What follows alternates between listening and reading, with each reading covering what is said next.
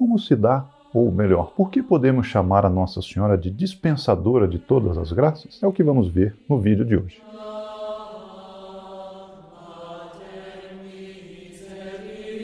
Salve Maria, meu nome é Guilherme Martins e este é o canal Consecrácio. Se você ainda não é inscrito em nosso canal, inscreva-se agora mesmo, ative o sino das notificações, dê o seu like, compartilhe este vídeo com seus parentes e amigos e ao final contribua com nossos estudos com seus comentários, suas dúvidas e até mesmo suas objeções. Até aqui, em nosso estudo da mediação universal de Nossa Senhora, nós vimos aquele primeiro momento da atuação do mediador.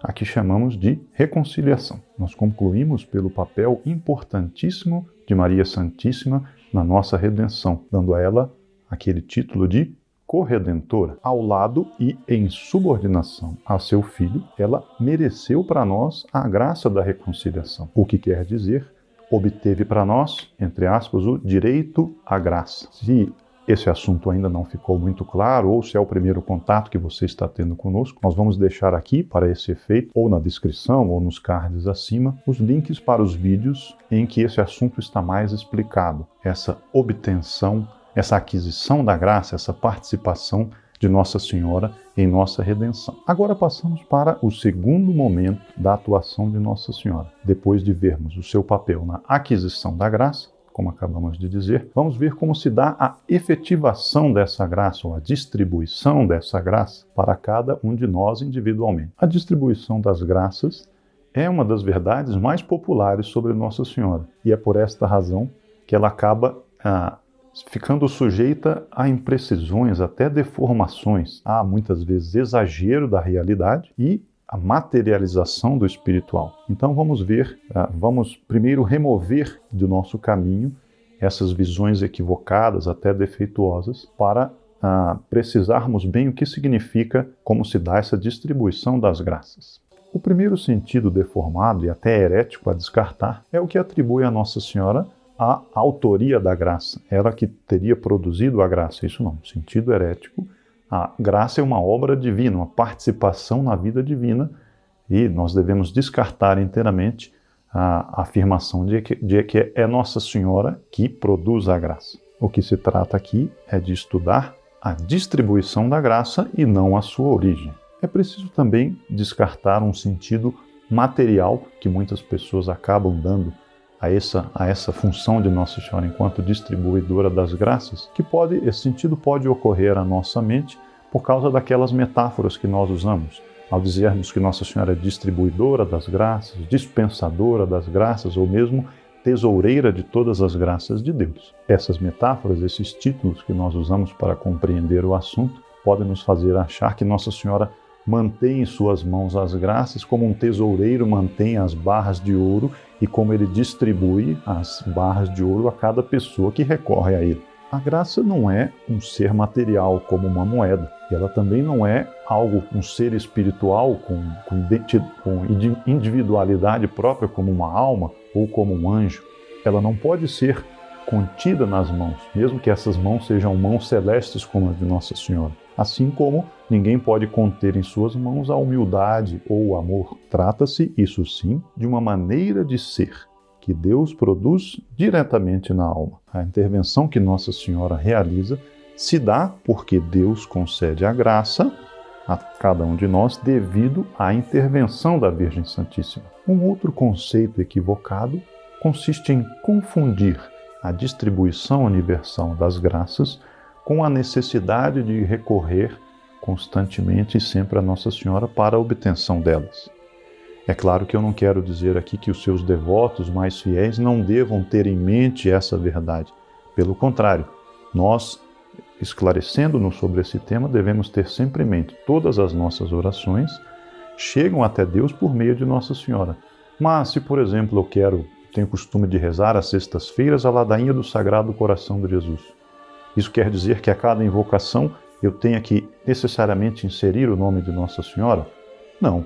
Eu posso dirigir essa oração a Nossa Senhora sabendo que ela está sendo entregue através de Nossa Senhora. Posso também rezar aos santos e até é muito bom que se faça, mas sabendo que essas orações vão por intermédio de Nossa Senhora ao trono de Deus Pai. Nossa Senhora também distribui as graças àqueles mesmos que não a conhecem. Ou, como veremos até mais para frente, aqueles que são contrários a ela. É ela que obtém as graças de conversão dos pecadores, dos hereges, dos blasfemadores. Todas as graças passam por suas mãos, metaforicamente falando. Às vezes até se passa um fenômeno curioso. Nossa Senhora pode parecer a algum devoto seu, às vezes como que surda aos pedidos, às súplicas do seu devoto. E ela espera que aquele seu devoto, ela estimula nesse seu devoto que recorra a um outro servo seu, que ela quer honrar, para obter aquela graça. Então ela se faz surda a uma invocação que fazemos a ela e estimula que vamos através de um outro servo seu para honrá-lo. Removidas então essas compreensões equivocadas, nos perguntamos, como se deve então entender essa intervenção de Maria, pela qual ela distribui a graça? Já não se trata aqui mais daquela intervenção geral pela qual Nossa Senhora merece para nós a graça, merece para todo o gênero humano a graça. Esse momento já o estudamos. Nossa Senhora mereceu para nós a graça, mereceu todas as graças. Agora o que se trata é da distribuição individual da graça para cada um de nós, para cada alma necessitada, como que Nossa Senhora atua distribuindo a graça. Essa atuação de Nossa Senhora na distribuição das graças deve ser considerada como uma intercessão dela junto ao trono de Deus, porém com características especiais que só podem ser consideradas se vemos a Nossa Senhora já no céu. Essa atuação de Nossa Senhora na distribuição da graça pode ser comparada a uma intercessão, mas com características que só a tornam possível no céu. Nós não devemos imaginar a Virgem Santíssima constantemente preocupada em pegar os nossos pedidos, reuni-los, apresentar a Deus Nosso Senhor e depois voltar e distribuir essas graças entre nós, como se Nossa Senhora tivesse, por assim dizer, uma agenda sempre lotada e a contemplação de Deus que ela deveria ter, que ela é chamada a ter no céu, ficaria com isso atribulada, comprometida. Imaginemos as súplicas acumuladas de centenas de milhões de homens ao mesmo tempo e ela atuando junto a Deus. Não é assim que se passa. Essa intercessão dela se dá de uma outra maneira muito peculiar.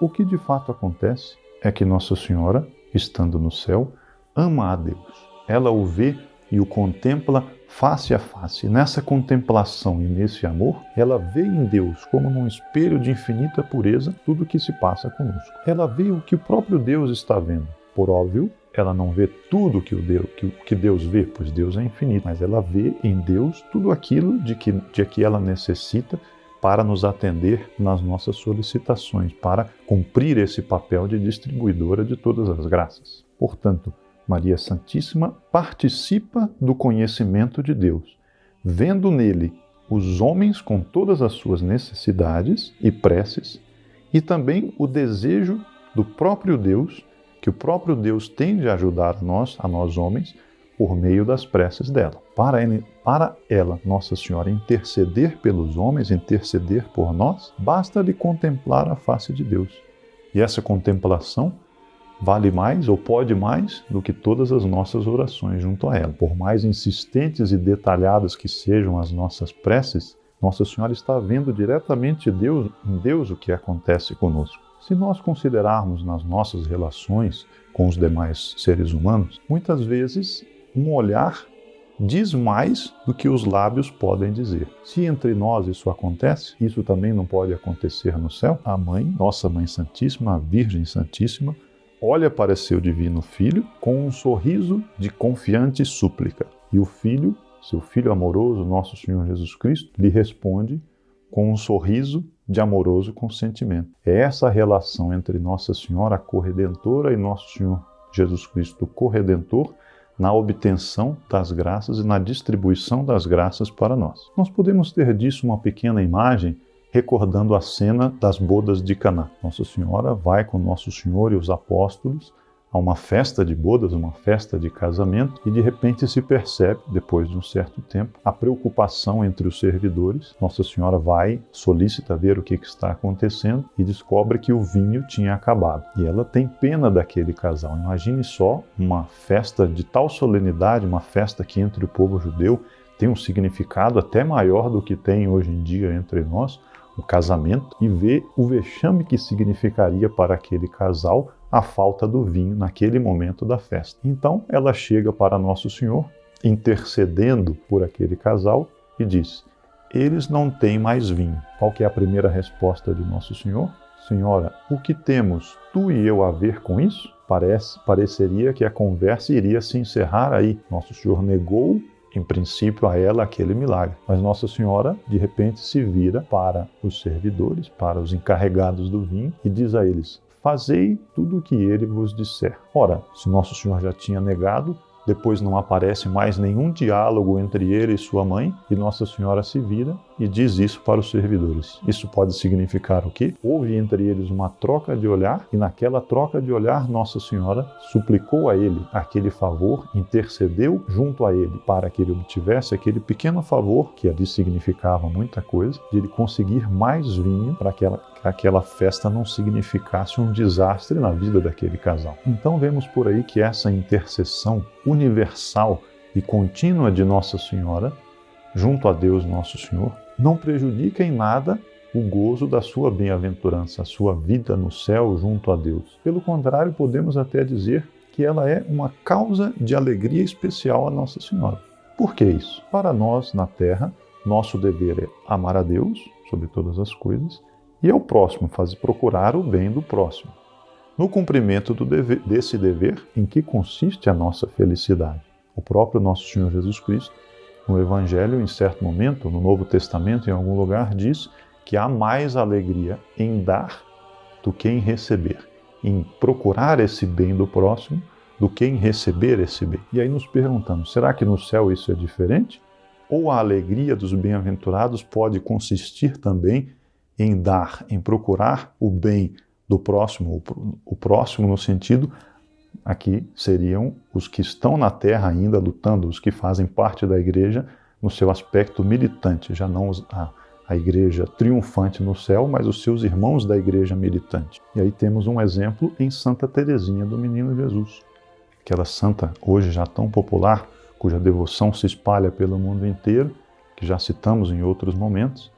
Santa Teresinha declarou nos seus últimos dias na terra: eu quero passar o meu céu fazendo o bem na terra. Quero passar o meu céu procurando o bem das almas na terra. Santa Teresinha não seria um exemplo de como é também Nossa Senhora?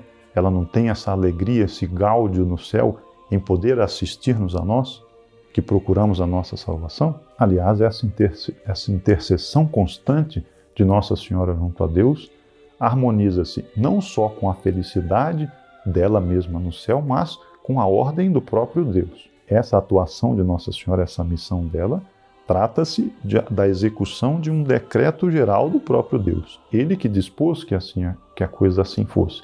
Ela executando esse dever dela, ela está cumprindo uma ordem de Deus. E também atende aos decretos particulares relativos a cada um de nós. Deus quer a salvação de cada um de nós e Nossa Senhora atua distribuindo a graça divina que torna possível a nossa salvação. Uma coisa até curiosa, que muitas vezes, para se tornar mais palpável esse poder da mediação de Nossa Senhora, ela é retratada, por vezes, até disputando com o próprio Deus, como Moisés intercedendo pelo povo eleito junto a Deus. Nossa Senhora é retratada em disputa com Deus para obter uma graça que, por assim dizer, Deus não quereria dar a uma alma, e pela intercessão dela, essa graça é obtida. Claro, é verdade que, sem a intercessão de Maria, a justiça de Deus seguiria o seu curso, mas é Ele mesmo que deseja essa intercessão de sua mãe pelos pecadores. Ele mesmo quis que ela fizesse esse papel da misericórdia junto a Ele.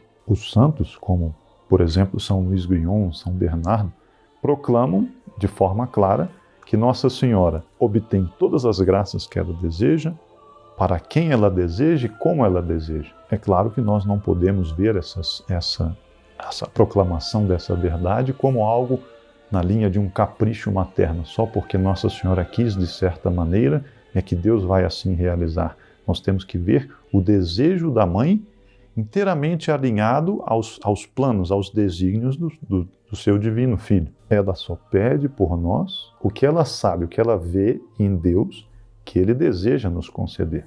Vimos até aqui o modo como se dá a distribuição das graças por meio de Nossa Senhora, como ela vê em Deus as nossas necessidades e como que por uma troca de olhares com Deus, ela satisfaz, ela obtém para nós as graças de que necessitamos, muitas vezes sem mesmo nós pedirmos.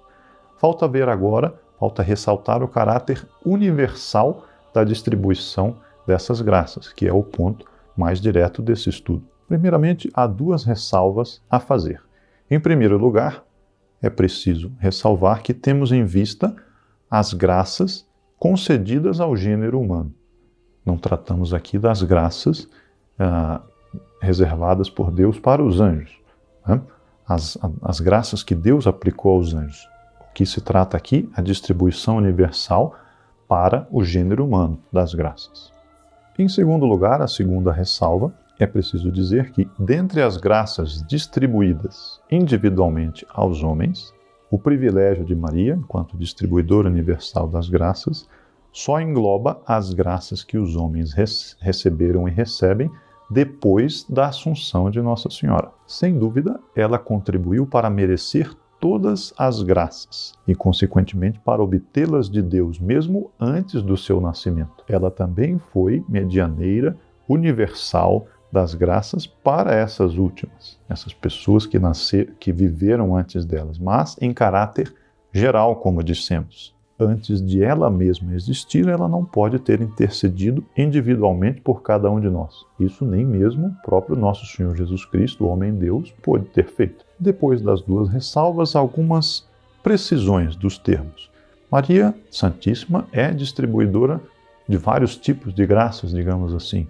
Graças ordinárias, graças sacramentais, as graças que nós pedimos a ela ou pedimos diretamente a nosso Senhor Jesus Cristo, ou pedimos aos santos, como vimos, ela também é que nos distribui. Depois também graças que nós pedimos e mesmo graças que nós não pedimos. Ela sabe que nós necessitamos dessas graças e nos concede. Portanto, ela intervém na aquisição, na distribuição de todas essas graças. Daí o caráter universal, a universalidade da distribuição das graças. Mesmo aquelas, como dissemos, como já adiantamos, que os hereges e mesmo os blasfemadores recebem. Como está também na Sagrada Escritura, Deus faz levantar o sol para os bons e para os maus, e faz chover sobre os justos e sobre os injustos. Assim também Nossa Senhora obtém as graças para cada um dos homens. Feitas essas ressalvas e precisões que acabamos de fazer, podemos declarar sem sombra de dúvida a universalidade, o caráter universal da distribuição das graças por Nossa Senhora. Ele não comporta exceções. Nossa Senhora é que obtém para nós todas as graças que cada um de nós recebe. Visto todo esse assunto, ainda resta, pelo menos no subconsciente, uma pergunta. É possível provar, ou pelo menos mostrar pela revelação, que Deus deu essa função a Nossa Senhora? E eu digo, sim, é possível. Mas isto já é um assunto para o próximo vídeo. Eu não queria terminar sem uma última consideração, que nos faça, por assim dizer, passar da teoria à prática. Como já mencionamos várias vezes, a intenção deste canal é aprofundar o conhecimento sobre Nossa Senhora, não com a intenção de uma mera vaidade intelectual, mas para que esse conhecimento mais profundo gere em nós um maior amor, um amor que nos leve a um serviço perfeito a Nossa Senhora, uma perfeita devoção a ela. De fato, como São Luís Guilhom de Montfort diz no seu tratado, uma das características da verdadeira devoção é que ela é interior. O que quer dizer essa característica da verdadeira devoção? É o próprio santo que nos diz. Essa devoção, ela deve partir da alta consideração que nós temos, uma alta consideração que temos de Nossa Senhora. Portanto, se, para ter essa alta consideração, quanto mais nós a conhecemos, mais nós teremos em conta as suas grandezas e maior será nosso amor, evidentemente. Mas o que eu quero relembrar aqui são as manifestações de Nossa Senhora, as aparições dela a Santa Catarina Labouré. Como nós sabemos, Nossa Senhora apareceu na primeira metade do século XIX a essa santa francesa, deixou a ela a incumbência de produzir e distribuir uma medalha, e nessa medalha Nossa Senhora é retratada como uma senhora com um manto e as mãos abertas, ela tem em cada dedo um anel. Desse anel, de cada anel saem raios de luz. Nossa Senhora diz a Santa Catarina: esses raios são a figura das graças que derramo sobre todos aqueles que mas pedem e que usam com fé a minha medalha. Aí nós vemos então Nossa Senhora derramando abundantemente graças sobre as pessoas que as pedem. Nossa Senhora também dá, como vimos, as graças para mesmo as graças que as pessoas precisam e que não pedem, mas muitas graças ela espera que nós peçamos. Tanto é assim que a Santa Catarina via certos anéis, desses certos anéis os raios começavam a sair, mas refluíam, né? Não havia mais raios, ela não via depois de um tempo mais raios naqueles anéis. E ela então perguntou a Nossa Senhora por que aquilo se dava. E a resposta de Nossa Senhora: os raios que retornam são as graças que eu quereria dar, que eu gostaria de dar, mas que as pessoas não pedem. É algo que faz pensar em nossas vidas. Muitas vezes nós precisamos de muitas coisas, de muitas virtudes, sobretudo, e não pedimos a Nossa Senhora.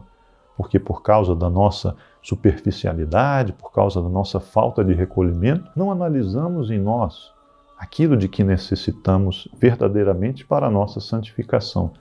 E essas graças ficam como que represadas em Nossa Senhora, aguardando de nós pedirmos a ela. Portanto, eu até poderia sugerir uma oração que façamos a Nossa Senhora, que ela nos faça sempre pedir a ela aquilo de que necessitamos e ela nos esclareça sobre aquilo que realmente precisamos. Uma jaculatória, uma pequena oração que eu aprendi a fazer é mais ou menos assim: ó boníssima Mãe, dai-nos o que vos pedimos e inspirai-nos a vos pedir aquilo que nos quereis dar. Parece ser uma oração bastante apropriada, bastante adaptada a esse fato de haver graças em Nossa Senhora que ela quer nos dar, mas que fica aguardando o nosso pedido. Então eu repito: ó boníssima Mãe, dai-nos o que vos pedimos e inspirai-nos a vos pedir o que nos quereis dar. Fica assim esse estímulo a pedir sempre a Nossa Senhora, sem ter medo de ser importunos, de sermos importunos para com a nossa Mãe do Céu. Nossa Senhora é a tesoureira de Deus. Ela tem em si, ela guarda consigo, metaforicamente, como explicamos, todas as graças de Deus. Não é como acontece conosco, às vezes procuramos alguma coisa, por exemplo, vamos a um mercado, queremos tal item assim, pode ser que não haja no estoque daquele mercado. Aí esperamos na fila, muitas vezes, por exemplo, a vacina. Muitas pessoas esperam horas e horas na fila para obter aquela vacina, porque há um número limitado, é preciso esperar o estoque se renovar, chegar num outro dia. Com Nossa Senhora, as graças que ela pode nos fornecer, ela tem em abundância. Por mais que nós necessitemos em quantidade, ela sempre terá essa quantidade e muito mais. Ela espera de nós esse pedido, como vimos. Há até alguns autores de vida espiritual chamam uma virtude da importunidade evangélica, né? Nosso Senhor fala no Evangelho, uma parábola de um homem que recebe à noite uma visita e não tem pão. Esse homem vai no seu vizinho pedir um pouco de pão emprestado. Bate uma vez, bate outra vez, o vizinho não responde.